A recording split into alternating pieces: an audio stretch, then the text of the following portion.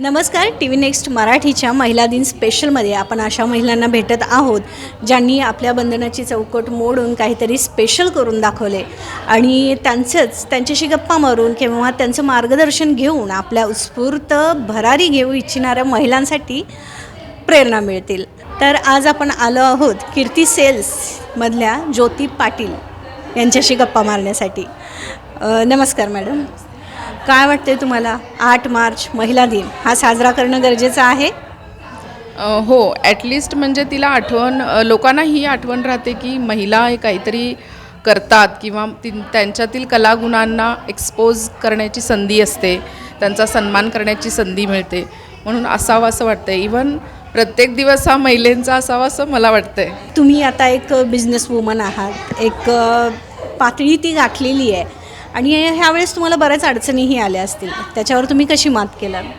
एक तर पेशन्स, दुसरी चिकाटी आणि कष्टाला ऑप्शन नाही. त्याच्या जोरावरती आम्ही माझे हजबंड, माझे दीर, आमची युनिटी हे सक्सेसचं मेन हे आहे.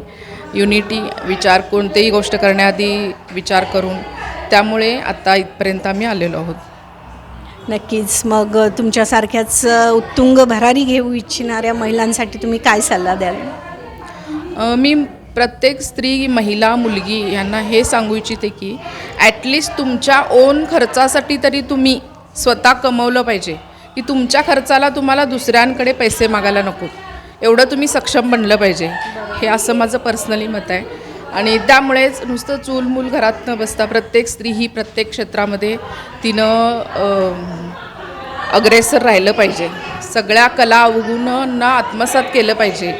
कीर्ती सेल्सच्या ओनर ज्योती पाटील यांनी आपल्याला सांगितलं की आपल्यामधल्या कलागुणांना ओळखून त्यांना वाट मोकळी करून देणं आणि त्यासाठी जिद्दीनं प्रयत्न करणं आणि मेहनतीला दुसरा पर्याय नाही. त्यामुळं अशा उत्तुंग भरारी घेतलेल्या महिलांचं मार्गदर्शन घ्या आणि मैत्रिणींनो माझ्या नक्कीच पुढे चला. तुम्हाला पुन्हा एकदा महिला दिनाच्या खूप खूप शुभेच्छा. मला टी व्ही नेक्स्ट मराठीचेही अभिनंदन करावेसे वाटते की त्यांनी मला म्हणजे ही संधी दिली की काही महिलांपर्यंत माझा मेसेज पोहोचवण्याची. त्याबद्दल मी तुमचेही आभार मानते. धन्यवाद मॅडम. धन्यवाद.